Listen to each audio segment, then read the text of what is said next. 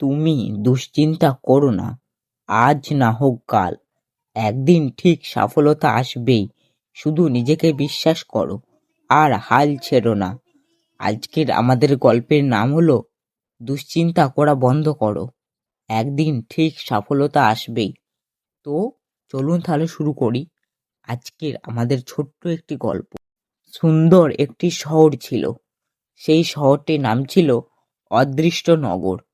নাম শুনলে যেন বোঝা যায় এখানকার ভাগ্যের লেখা প্রতিদিন চলে। এই শহরে থাকতো রাহুল নামে এক ছেলে। তখন তার বয়স মাত্র ২৬। বড় কোনো স্বপ্ন ছিল না, কিন্তু মনে ছিল একটা প্রশ্ন, আমি কি সত্যি কোনোদিনও সফল হতে পারবো? রাহুলের দিনগুলো শুরু হতো খুবই সাধারণভাবে। সকালবেলা উঠতো, বাস ধরতো, ছোট্ট একটি অফিসে কাজ করত, যেখানে বেতন কম আর অপমান বেশি। বসের চোখে ছিল সে অযোগ্য, সহকর্মীরা ছিল চোখেও গুরুত্বহীন। মাসের শেষে বেতন হাতে পেলেই সব শেষ হয়ে যায়, সঞ্চয় বলতে কিছুই ছিল না। রাতে ঘরে ফিরে সে চুপচাপ বসে থাকতো, জানলার পাশে বসে তাকিয়েও থাকতো আকাশের দিকে। মনে হতো তার জীবনটাও আকাশের মতো, বড় কিন্তু ফাঁকা। প্রতিদিন নিজেকে প্রশ্ন করত, আমি কি এত চেষ্টা করি, তবু আমি কিচ্ছু হয় না কেন? একদিন অফিস থেকে ফেরার পথে বাস স্টপেজে বাস থাকতে থাকতে রাহুলের চোখে জল এলো। চারপাশে মানুষ ছিল, কিন্তু কেউ তার কষ্টে দেখার মতো ছিল না। সে মনে মনে বলল, হয়তো আমার দ্বারাই কিচ্ছু হবে না। সেদিন বাসে উঠল দেরিতে। পাশের সিটে বসা এক বৃদ্ধা লোক তার দিকে তাকিয়ে মৃদু হাসলেন। বৃদ্ধা বললেন, বাবা, খুব চিন্তায় দেখাচ্ছে তোমাকে। রাহুল কিছুক্ষণ চুপ করে থেকে বলল, কাকু, আমি চেষ্টা করছি অনেক দিন ধরেই, কিন্তু জীবন কিছুই বদলাতে পারছি না। বৃদ্ধা লোকটি জানালার বাইরের দিকে তাকিয়ে শান্ত গলায় বললেন, একটা গাছ যখন বীজ হয়, তখন কি সে জানে কবে ফল দেবে? রাহুল কিছু বলতে পারল না।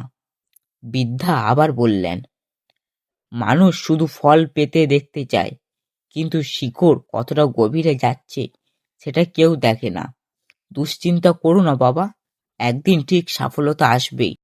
সেই কথাগুলো রাহুলের মনের গভীরে গেঁথে গেল। পরের দিন থেকে রাহুল ছোট্ট একটি পরিবর্তন আনলো নিজের জীবনে। সে ভোরে উঠতে শুরু করলো, অফিস যাওয়ার আগে ১ ঘন্টা নিজের দক্ষতা ক্ষমতা বাড়ানোর জন্য সময় দিতে লাগলো। ইন্টারনেট থেকে নতুন কাজ শিখলো।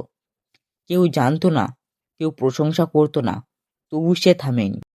দিন রাত মাস যায়, অনেক সময় মনে হতো সব বৃথা। রাতে কিছু সে ক্লান্ত হয়ে বলতো, আমি আর পারছি না। কিন্তু তারপরে সে বৃদ্ধা লোকের কথাগুলো মনে পড়তো, শিকড় যত গভীরে যায় তত গাছ শক্ত হয়। একদিন অফিসে হঠাৎ একটা বড় প্রজেক্ট আসে। সবাই এড়িয়ে যাচ্ছিল কাজটা। রাহুল সাহস করে বলল, স্যার, আমি চেষ্টা করতে পারি।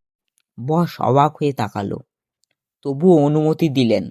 রাহুল দিন রাত এক করে কাজ করলো, ভুল হলেও আবার শিখলো, ভয় পেল কিন্তু থামলো না।